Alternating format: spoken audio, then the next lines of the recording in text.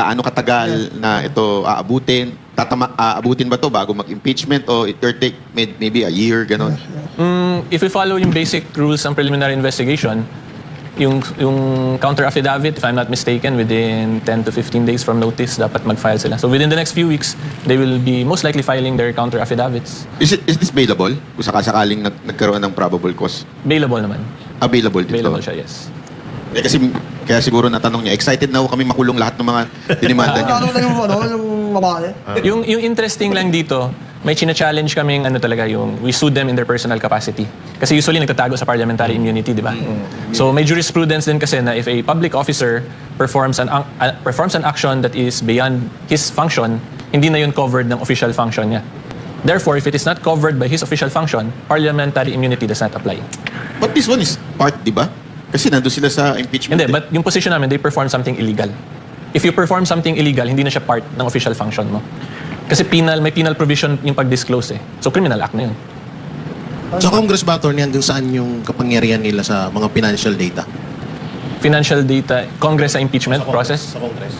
Paano Congress? Kasi impeachment or ano ba? In aid of it? Dun sa, katulad yan, Sa final namin? oo. So ano yan, hindi dapat nila dinisclose talaga. Kasi kung basahin nyo yung Section 8A, it's a very straightforward provision. Shall not disclose in any manner, any information. Pero sa tingin mo, matalino naman din yung kanilang head ng AMLAC. Bakit niya ginawa yun? Personal opinion.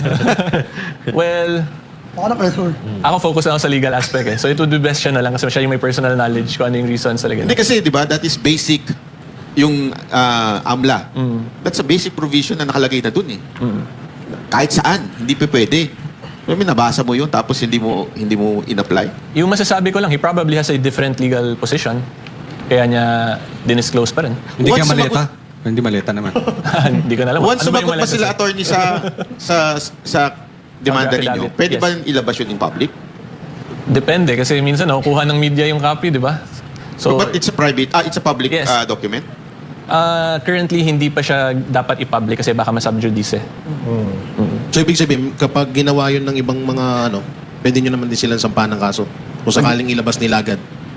Paano ilabas agad? Ilabas yung kanina document? oo. Or which document? Yung sa Yung sagot ng Oo. ng AMLA. kakasuhan namin yung Yung halimbawa, isang network. Kasi diba sabi nyo, pwede namang huwag muna ilabas. Nilabas nila yung defenses. Oo. Oo. Pwede nyo agad kasuhan yun. Yung mga network na yan. Depende kung ano yung paano nila pinublish yung document. Kung merong let's say something na parang paninirang puri, mga ganun. Or may parang fake news angle. It would depend on ngayon kasi speculative pa lang lahat eh. So I cannot make a talaga. To be So it clear would lang, depend kung paano. attorney, nilabas ba ni Trillanes yung bank account ni Attorney Mans? Hindi ko masyado nakita yun eh. Yung part na yun. Nilabas ba ni Trillanes? Yung masasabi ko lang dyan, Parang nanaklap. yung masasabi ko lang dyan, hindi kami nakakuha pa ng official records from AMLAC up to present. Yung kung ano yung mga nangyari doon sa house na documents lahat, wala kaming any copy of that. Hindi binigay sa amin. So hindi namin fully na-review pa. So yung complaint namin, baka magtaka kayo paano kami nakafile kung wala kaming copy, di ba? Yung YouTube clips nila. Kasi sinabi nila, that's an AMLAC report, tapos binanggit nila name ni Attorney Mans. Pero as to the official documents, yung legal team po has not received a copy. Pero binanggit ni Trillanes doon yung yung parang account eh. Sinama niyo ba siya sa demanda? As in, siya mismo? Hindi siya named. Pero yun nga, may John and Jane Doe's naman. So, Sana sinama nyo na. Excited kami makulong yun eh. hindi ko lang maano kasi alam niyo na may mga tayo ba? May mga strategy. Attorney, anong kakaharapin itong official ng AMLAC na kaso? May kulong and fine and possible disqualification from office. Yung penalty. Pag sinasabi nyo personal, di ba? Capacity. Yun ba available pa rin? Available pa rin. Sayang. Pero sabi attorney, sinasabi nila, nag-adhere lang sila doon sa subpoena eh. Alin? Nag-adhere lang daw sila sa subpoena. Sila na bahala mag-defend themselves yan, sir. Okay. Kung ano. Yung mga kongresista, attorney Kasi na... yung trabaho kasi namin, ito lang, ano ko lang. Yung trabaho kasi namin, kami yung prosecution. Yes. So, as to their defenses, sila bahala doon. Kami, we will establish the elements of the crime. Yung issue nga, whether or not did you disclose information na confidential. So, yun lang yun. Yung ano namin. Yes, sir. Yung mga kongresista na parang nilalait-lait itong sinampan yung kaso laban sa kanila, pwede nyo pa ba ulit? Sampahan sila ulit ng kaso. Katulad nito ni Percy Paloma ba? Sindanya. Sindanya, na parang sinasabi niya, mema lang daw yan. Keso geto. Dahil, parang minamaliit niya yung kaso nyo. hindi na namin nadidiscuss so far yung mga ganyan. Parang ano naman, So irrelevant parang so far. hayaan na lang. Hayaan mo na lang. Baka yung secrecy, wala namang pilang yun eh. So far yung Pero mga kasama ganyan, yan sa kinasuhan nila. Meron anong pilang yun. yung kinasuhan is because of the pag-disclose. Pero yung mga ganyang statements, so far hindi namin napapag-usapan. Pag free speech naman, tapos it does not cross on libelous statements, wala naman. Ibig sabihin, maluwag pa rin pala kayo. No? Kasi Regarding kung dun sa- sinafollow nga namin rule of Sorry, law, sorry. ayaw naman namin mangharas lang or mang-prosecute ng without basis just for the sake of. Guruin nyo yun. Ganyan lang ako, di ba? Ako hinaras ako eh. Hinaras ka ba? Hinaras ako. Anyway, ano mag-dismiss ang kaso ko? And regarding dun sa transactions, yung 6.7 billion. Kasi ang lumalabas ngayon, parang gusto nilang sabihin, napakarami palang pera ng mga Duterte. Samantalang ito ay palabas at mga papasok na pera. Ano po yung masasabi nyo doon? So yun naman, sabi ko, wala pa kaming official records na receive niyan. So hindi pa namin na fully review talaga yung mga ganyang allegations nila. So at present, si Atty. Mans, he has nothing to admit or deny regarding that. Kasi number one, hindi nga siya respondent to the case. Number two, wala kaming official records. Alright. We're just really taking it on step by step, legal basis. Yung approach kasi talaga namin, rule of law lang. Kung ano yung nasa batas, sundin namin. Kung kailangan namin sumagot in the proper venue, sasagot kami. Ganun lang, we are avoiding the political battle as much as possible talaga. Attorney, yung sa ano? Yung sa utang ni Luistro. ano doon? Ano yun? May sapat bang kaso doon? Kasi ano na rin yun, nai-issue na rin. Hindi, kasi siyempre, di ba, utang yun kay Atty. Mans eh. Oo. Utang Hindi ba makakasuhan yun sa utang? Attorney-client privilege yan, di mo na i-discuss. Di tataas lalo yung sa AMLAC niya pag binayaran siya. Ayun, dadagdag yun sa pera ng mga Duterte. Ni BP. So, attorney, pinakasablay dito yung ginawa nila kay kay Atty. Manscarpio eh. Nasinama nila dun sa kaso ng impeachment eh. Yes. Kaya Dinamay nila considering private, si Atty. Mans is a very private individual. Diba? Pero yung argument talaga na, kasi yun ang pinipilit ng iba eh. Conjugal. Oo. Hindi private yan, kasi asawa yan ng vice president. That's their position. Sila may burden yan to establish. Okay. Kasi basta kami, position namin, private capacity. Pati pag tingnan nyo si Atty. Mans, yung history niya, talagang may earnest efforts siya na mag-maintain ng privacy. He had the opportunity, di ba, na makisali, maging public figure, pero wala. Ever since nagpakasal up to present. Aside from Atty. Manscarpio, siyempre may effect din ito sa mga anak nila eh. Yes. So, may information po ba kayo kung ano yung epekto nito sa kanilang mga anak? Or Hindi na namin na-discuss yan. Okay. Basta yung ano lang talaga, kung may violate sa right niya, we will fully enforce all available legal remedies sa kanya. Hindi, ito, yung pinag-usapan nung nakaraan na 6 billion na pumapasok, lumalabas. And sabi nila, nag-file daw kayo ng kaso, pero hindi nyo naman dininay yung mga pumapasok at lumalabas. So, parang pinapatunayan nyo ba yung mga pera na yun na lumabas-pasok daw sa mga bank accounts nila? So yun nga, wala kaming record pa doon na na-receive. So we cannot make a proper admission or refute the claims. Basta at the end of the day, that's all their allegations. Sila may trabaho niyan to establish. Kaya sa amin lang, kung nasa proper venue, tapos pinatawag si Atty. Mans, we will respond accordingly. Kasi lahat kasi yan, mga opinions lang nila yan eh. Assumptions nila yan. So yung ganyan, nasabihin na because daw hindi directly ganyan, because hindi directly ganyan, naging ganito. Mga ano lang yan, personal opinions lang nila yan. At the end of the day, the proper person to refute or to admit certain factual circumstances are party respondents to a case. So si Atty. Mans kasi hindi naman party respondent, di ba? So bakit kami sabi ni Sir Pangamon, mag-una-una mi ba? Sa ilaha. Wa may trabaho karon eh. So ang sa amin lang at present, we are observing, tapos kung may violate sila sa right ni Atty. Mans, yun nga, we will exhaust all available legal remedies. Pero Yun lang. susugan ko yan, Akong. Kasi sabi ni, I think Joke no nagsabi nito eh, na hindi nyo dininay na may pera. So ibig sabihin daw, nang hindi nyo dininay, tinatanggap ninyo na meron talagang transaction na ganyan. Yun ba ang ibig sabihin nun? Na yung inyong pagdemanda ay, oo, tinatanggap namin na may transaction dyan, pero bawal ilabas yan. Hindi. Ano yan, opinion niya lang yan. Bahala siya dyan sa opinion. We respect his opinion. Kasi that's the right to free speech nga. Basta sa amin, nag-file kami kasi yung position namin, may ginawa kayong something criminal. Yun lang yung issue namin dito. So in our case, yung main issue nga lang is whether or not you disclose something confidential. If you did, therefore you should be held criminally liable.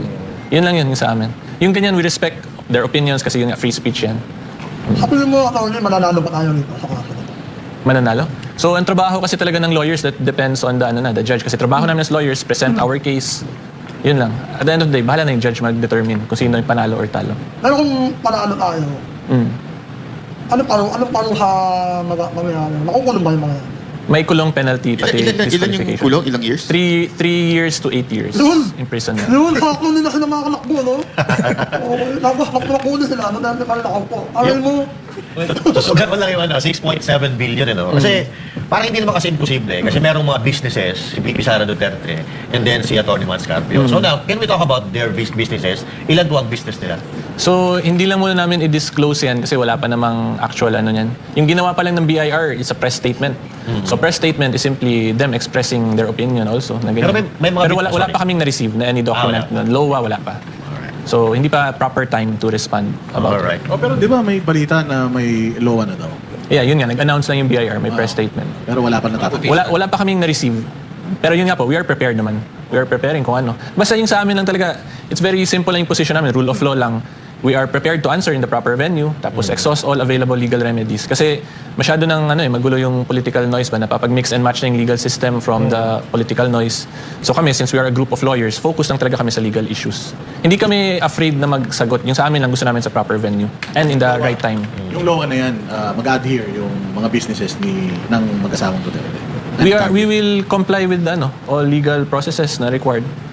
Basta rule of law kami, hindi kami Hindi magtatago. naman sila parang nag-alala. Kasi di ba, minsan, issue yan yung pag-release ng LOA, minsan parang form of harassment yun eh. Okay. Pero ang Carpio Duterte na mag-asawa ba, hindi kinakabahan dito sa LOA na i-issue sa kanila. Hindi naman. Prepared naman kami nga. Basta legal matter naman yan eh. So we will answer in the proper time, file the appropriate pleadings as needed. attorney, ilan ba kayo? Ilan ba kayo lawyer ni Mans Park? Yung law office niya, tapos sila Attorney Danao, Attorney Madrid. So, ilang pero solid, no? Attorney. Ako. Hindi naman sagot ni attorney iba kasi may client. Attorney-client, oo. pati legal strategy. So ngayon, ano rin. itatanungin naman natin si attorney bilang abogado. Yun. Okay. Not just the issue kay BP Sara. kay Attorney Mans. Okay lang po ba? Na magtanong kami ng It would depend. Ayoko kasi mag-involve masyado sa political content. Masyadong straight si attorney. Actually, no? napapansin ko rin sa vlog ni attorney, wala siyang mga kinukote na tao eh. Hindi niya kinukontent si ganito, yung sinabi ni ganito. Usually yung content niya parang More legal talaga, no? Pinapaliwanag lang niya kung ano ibig sabihin nito. Yun ang ating hihingi na ngayon tanong, yung mga tungkol sa batas na nangyayari sa Pilipinas. Di ba? So, unahan na natin. Siguro napanood nyo na yung kay Jay Sonsa, yung kanyang pagkakulong. Do you think, pwede nyo bang paliwanag sa amin kung bakit no bail required at saka, di ba may pagkakataon naman siya mag-bail kahit weekends? Tama po ba? Ano bang doon? Kasi yung iba naguguluhan doon sa issue na nanggaling doon. Dahil ngayon, kaliwat kanan ang sinasampang kasong cyber libel sa mga bumabatikos. Okay. Ano po bang mga legal nun? Medyo na kasi yan eh, may political aspect eh. So I would refrain na lang from commenting. Basta kami focus lang sa legal side talaga. Yes. Attorney, kunwari, kadugtungan ko lang, kunwari maging congressman ako, or ma-suggest ko to sa congressman, pwede bang maglabas ng batas na ang warrant ilalabas ng Tuesday? O hindi na pwede Wednesday, Thursday. Kasi nangyayari, ina-abuse yung batas eh. Talagang sasadyain weekend, gabi pa. Holiday pa, minsan. Ganun Kung pwede suggest So, specifically. kunwari, magagawa ng batas na ang warrant hanggang Monday, Tuesday, Wednesday lang. Para yung, kung bailable naman talaga, mabigyan ng chance Parang mag-bail ng hindi isang naabuso. tao. Kung gugustuhin ng congressman, prerogative naman nila yun eh. Na maglagay So, ng walang ganung tatamahang terms. batas na posible yung mangyari. Looking at it on a surface level ngayon, parang wala namang any Kasi, hindi, rules of procedure concern pala yan. So pag rules of procedure concern, Supreme Court yung may mandate to make the rules, hindi Congress. Attorney, sangayon ba kayo na pagdating sa libel, tanggalin yung criminal aspect? Ako sangayon ako. May civil Bakit, libel attorney? tayo. Bakit? Sige, bakit? Ha? Bakit? Kasi, yun na, alam nyo na yun. Nawe-weaponize. Yes. Basta sa akin yung issue kasi talaga dyan, free speech. So, free speech is something that we really need to protect eh. Pero you're familiar with the Supreme Court, di ba, na naglabas sila na parang wala ng criminal liability? Ang libel? Meron silang nilabas, di ba? May penal provision pa rin kasi nasa RPC pa rin yan yung libel. Meron din tayong civil libel under the Civil Code. So prerogative yan ng complainant kung ano yung basis niya. Is it the Civil Code or the RPC and the Cybercrime Act para sa cyber libel. Tungkol naman dun sa generic na lang. Halimbawa, na inuli ka dahil nag-fake news ka ng medical records. Halimbawa na lang. Tapos nailabas mo yung medical records. Totoo naman pala. So pwede na nating i-public talaga yun. At mawawalan ng kaso yung taong kinasuhan? Yan yung ano rin may confidentiality rules din kasi yan. So may possible issues rin doon. Pero yung hindi niya alam na mali yun, Paano hindi niya alam na mali? hindi, naglabas siya, shinare lang niya sa Facebook. Kasi maraming ganyan na Yung sharing, yung jurisprudence sa sharing, after clicking ng share, pag click mo lang yung share, yung jurisprudence yun, walang liability yun eh. Kasi hindi defined yun under the cybercrime. Sandali, Iba yung pag ikaw nag-post talaga. Example, yung in-upload mo. in-upload mo yan. Pero yung shinare mo lang, Tapos nagbigay kang komentaryo. Yung sa komentaryo angle, iba pa yun. Kasi yung komentaryo, that's a different statement na eh. Can be subjected pa yan to libel laws din. Depends on how you framed your commentary. Kasi yung issue kasi talaga dyan is whether or not makasira ba ng reputation, yan. Pero as matters of public information kasi yung fair commentary, yan yung usual defense niyan. Pero attorney, halimbawa na yung post mo, nagtanong ka lang, may kaso pa rin ba yan? It depends talaga on the actual framing nung Wala na, ako yun, ako yun. Hindi, pag ganyan. ikaw may bayad ka na. Ano na yan, consultation na yan eh. Pag yung actual kasi, mahirapan ako ma-discuss kasi maano yan, may sipira. Kasi ito lang, ang post ko, caption ko, napapatawa lang ako. Patawa lang yung post ko. Na ano? Yung post ko about kay Marcos. Okay. Tapos sineryoso nila yung post ko. Okay. Anong problema ko? Hindi yung talaga dyan, prerogative ng complainant kung gusto nila mag-file ng complaint. Ayun na nga. Tapos ang na-complain sa akin, yung nag-interview sa akin, nag-interview niya. Ano na yan? Consultation na yan. May bayad na yan. Yung problem kasi hindi pwede disclose in public yung mga specific cases. Pero Kasi di ba, sipira. attorney, kailangan ma-prove yung malis eh. Oo nga. Yes. So kung shinare mo lang, hindi mo naman alam na mali, walang malis yun. Yes, pero pag umabot kayo sa court, doon na yung proper defenses. Oh, yun ang pwede mong i-defense, di ba? Yes, Na wala naman Yun ang akong malis, argument mo. nagkamali lang. Pero paano yun, no? Yung halimbawa sa mga ganitong kaso, katulad na lang din kanila Jason sa, kung kaya mo lang naman sagutin. Yung nag-imbestiga, sila din yung complainant. Pwede ba yun? Hindi ba dapat yung nilibel yung complainant? Yung libel kasi sa criminal case eh. So, that's people of the Philippines yung ano yan. So pwedeng, Pwede. pwedeng yung NBI ang maging... Very specific cases lang yung private crimes na dapat yung affected lang yung mag-file. So, papasok yung tanggalin yung criminal liability eh. Di ba? At least kung hindi criminal liability, yun talagang dapat ni libel ang magdemanda ng civil. Pwede yan i-amend as to kung sino yung pwede mag-complain. Not necessarily sa aspect lang ng civil or criminal. Sa nakikita ko lang Ah. Pwede bang i-amend dyan o kailangan baguhin pa ang Constitution to amend that? Pwede i-amend regular law lang. RPC lang yan, Revised Penal Code. Ah. Tapos attorney, yung pag-aresto, hindi ba pwedeng kasuhan din halimbawa yung media na parang binababo yung tao kasi inaaresto na, pinusasan, naka-video pa hanggang sa hinihingal, yung mga tipong ganon na hindi naman dapat naka-media. May batas ba tayo patungkol dun sa tuwing nag-aaresto ba kailangan may kasamang media? Kailangan may ano yan eh, yung... Yes, may media. May media. Pwede yun. Kailangan yan. Requirement yun. Requirement yun. Kahit Kung halimbawa, personal. ayaw ko. Wag mo Kailangan ko yan i-video, para ganun, sa permit. documentation. Pero kung halimbawa, wag mo ko i-video. I'm a private person. Hindi, kasi criminal ano na yun eh. Pag criminal aspect kasi, that's ano na yan eh. A violation of the rights of the people in general. Bakit yung anak dati ni Boying Rimul yan, naka-blurred yung muka nung binabalita? Depende na yun sa media. Depende kung na bakit rin. sa ano yung reason. So, ibig sabihin, palakasan lang, gano'n, no? Yeah, opinion mo yan. Pero na-dismiss na yun, ano? Alin? Parang hindi pa masyado mabilis yung pagkaka-dismiss nun. Na-dismiss na nga ba? Hindi ko na rin alam eh. Kung ano- Sige, siguro attorney. hingin na natin muna, kasi gang 7 lang si attorney. Hingin na natin yung kanyang Para ibigay sa mga number may asawa na ba? sa mga kinasuhan. No? Tinatanong yun. Oo, si attorney. Oo, single pa. Si attorney ba ay single o with sidecar na? May asawa na ako, may dalawa na ako anak.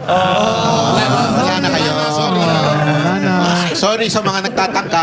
Pero tanong na lang natin, tumatanggap pa ba ng side? Di ba usapan yun? Oo, sige. Attorney, bigyan na kayo ng inyong huling mensahe sa ating mga kababayan patungkol po dito sa issue ni Attorney Manscard.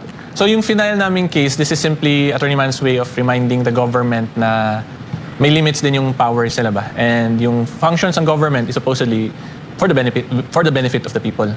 So in other words, if they exercise their function, dapat wag din nila kalimutan yung karapatan ng tao. Kasi dito nasasagasaan na yung right to privacy ni Attorney Mans just for yung yung ginagawa nila ngayon sa impeachment case.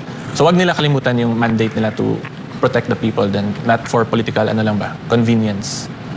So yun lang naman. Natin, sobrang busy si Attorney Neil pero pinaunlakan na tayo. Maraming salamat, Attorney Neil, sa iyong time. Sana kapag maimbita ka namin ulit, kapag may mga susunod pa tayong may mga kaso pang ipafile, si Attorney Neil. Meron pala akong sabihin, baka pwede yung encourage si Kitty na magdemanda rin. Kasi pinangalanan din si Kitty doon, di ba? Doon sa ni Trillanes.